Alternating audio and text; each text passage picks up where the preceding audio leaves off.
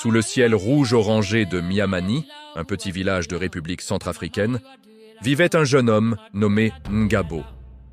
Il n'était ni le plus fort, ni le plus riche, mais tout le monde savait qu'il avait deux choses précieuses, un cœur courageux et une curiosité sans limite.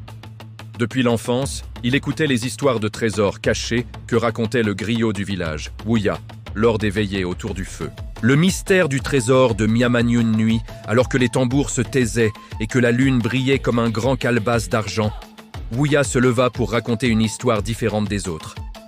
Il dit « Il y a longtemps, nos ancêtres ont enterré un trésor à Miamani.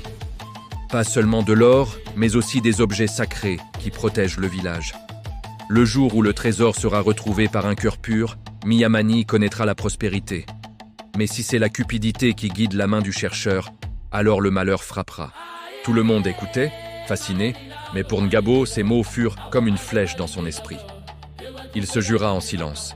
« Un jour, je trouverai ce trésor. » La quête commence. Le lendemain, le coq-nez avait même pas fini de chanter que Ngabo se rendit chez le chef du village, Djako, un homme sévère mais respecté. Ngabo s'inclina devant lui. « Chef Djako, je veux partir à la recherche du trésor de nos ancêtres. Mais je ne veux pas agir contre le village. Je viens demander ta bénédiction. » Djako le regarda longuement, puis répondit « Beaucoup ont cherché ce trésor avant toi, Ngabo, et aucun n'est revenu avec autre chose que des blessures et de la fatigue. Pourquoi toi tu réussirais ?» Ngabo, sans baisser les yeux, « Parce que je ne cherche pas ce trésor seulement pour moi. Si je le trouve, il appartiendra à Miamani. Je veux que les enfants de demain mangent à leur faim et que notre village soit respecté. » Le chef resta silencieux, puis hocha la tête. « Va voir le sage Gata. S'il accepte de te guider, tu auras ma bénédiction. » Les conseils du sage Gata Gata vivaient à l'ombre d'un grand arbre, à l'entrée de la forêt. Sa barbe blanche touchait presque sa poitrine, et ses yeux semblaient voir à travers le temps. Ngabo expliqua son projet. Gata sourit légèrement. « Tu veux le trésor ? Mais sais-tu ce qu'est vraiment un trésor, Ngabo ? L'or, les pierres précieuses, les objets sacrés, » répondit le jeune sans hésitation. Gata secoua la tête. « Non, mon fils. Le vrai trésor, ce sont les liens que tu crées, la sagesse que tu découvres et le bien que tu laisses derrière toi. Mais si ton cœur est prêt, la forêt t'ouvrira peut-être ses portes. » Le sage leva son bâton vers le ciel, et soudain, un cri d'oiseau retentit. Un grand oiseau aux plumes brillantes de bleu et de vert vint se poser sur une branche voisine. « Voici Kiongo, » dit Gata. « L'oiseau guide. Il connaît les chemins que les hommes ont oubliés. Suis-le, mais écoute aussi ta conscience. Quand tu doutes, rappelle-toi. La forêt n'aime pas les menteurs. » Tessé, la lumière du village. Alors que Ngabo se préparait à partir, il croisa Tessé près du puits, la plus belle fille de Miamani. Sa beauté n'était pas seulement dans son visage, mais dans la douceur de sa voix et dans la manière dont elle aidait les plus vieux à porter le beau. « Tu pars où, Ngabo ?» demanda-t-elle en l'observant serrer son sac. « Je pars chercher le trésor dont parle Wuya, » répondit-il honnêtement. Tessé baissa les yeux, inquiète. Beaucoup sont partis pour ce trésor et ont oublié le village en chemin. Promets-moi une chose, si tu trouves quelque chose, n'oublie pas que Miamani t'a vu grandir. Ngabo sourit. Je te le promets, ce trésor sera le nôtre, pas seulement le mien. Tessé lui tendit un petit bracelet tressé. Garde-le, quand tu auras peur, regarde-le, et souviens-toi que quelqu'un t'attend ici. La traversée de la forêt guidée par Kiongo, Ngabo s'enfonça dans la forêt sacrée. Le sol était couvert de feuilles mortes, et chaque arbre semblait murmurer des secrets anciens. Par moments, l'oiseau s'envolait haut, puis revenait, comme pour rappeler au jeune homme de ne pas abandonner.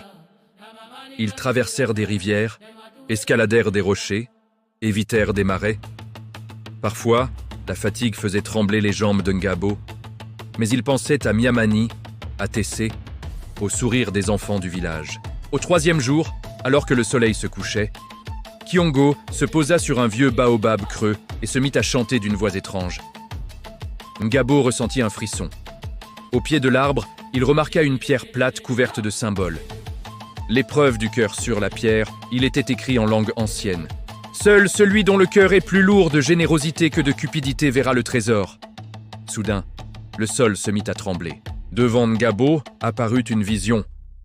Il se vit, vêtu de beaux habits, vivant loin du village, entouré de richesses, pendant que Miamani souffrait de famine. La vision était si réelle qu'il sentit presque l'odeur de la nourriture et le poids de l'effort. Une voix intérieure lui murmura « Tu peux garder le trésor pour toi. Qui saura que tu l'as trouvé ?» Ngabo ferma les yeux et pensa au bracelet de Tessé, aux paroles de Gata, aux histoires de Wouya. Il frappa le sol de son bâton. « Non, si ce trésor existe, il est pour mon peuple. Sans eux, je ne suis rien. » Au moment où il prononça ces mots, la vision disparut. La pierre se fendit en deux, révélant un passage sous le baobab. Le trésor des ancêtres Ngabo descendit avec précaution. Dans la cavité, il trouva des coffres sculptés. À l'intérieur, il y avait de l'or, des colliers, des masques sacrés, mais aussi des parchemins anciens décrivant des techniques d'irrigation, d'agriculture, de guérison par les plantes. Il comprit alors. Les ancêtres n'avaient pas seulement laissé des richesses matérielles, mais surtout la connaissance et la sagesse pour que le village prospère. Kiyongo se posa sur un coffre et le regarda, comme pour dire « Tu sais maintenant ce que tu dois faire ». Le retour à Miamanikan, Ngabo revint au village. Tout le monde courut vers lui. Certains pensaient qu'il avait échoué, d'autres qu'il avait disparu pour toujours. Wouya, le griot, prit la parole. « Ngabo, fils de Miamani, qu'as-tu trouvé dans la forêt des ancêtres ?» Ngabo regarda le peuple rassemblé puis répondit « J'ai trouvé l'or, oui, mais surtout, j'ai trouvé la preuve que nos ancêtres voulaient que nous restions unis. Le vrai trésor, ce sont les connaissances qu'ils nous ont laissées pour cultiver mieux, soigner nos malades et protéger notre terre. » Il posa devant Jako les coffres. « Chef, voici ce que j'ai rapporté. Je ne veux rien garder pour moi seul. Décidons ensemble de ce que nous en ferons. » Jako, ému, posa la main sur l'épaule de Ngabo. « Aujourd'hui, tu n'es plus seulement un jeune du village. Tu es un gardien de notre héritage. » Tessé, les yeux brillants de fierté, s'avança. « Tu as tenu ta promesse, Ngabo. Tu es revenu avec un trésor et tu nous as ramené notre fierté. » Wouya leva la voix, tandis que les tambours commençaient à résonner. Que tout Miamani se souvienne de ce jour. Ce n'est pas l'or qui a fait la grandeur de Ngabo, mais son cœur. Gata le sage ajouta calmement. Quand un homme comprend que ce qu'il possède doit servir à élever les autres, alors il devient plus riche que tous les rois. La leçon de vie à la fin de l'histoire. Ngabo se tourna vers les enfants du village, assis autour du feu. « Écoutez bien, dit-il. Le trésor ne se cache pas seulement dans la terre, mais aussi dans nos valeurs. Si j'avais gardé tout pour moi, j'aurais été riche, mais seul. En partageant, Jioche ait gagné quelque chose que elle, or ne peut pas acheter. La confiance et elle, amour de mon peuple. » Puis il conclut. Dans la vie, celui qui cherche le trésor pour lui seul finit par se perdre.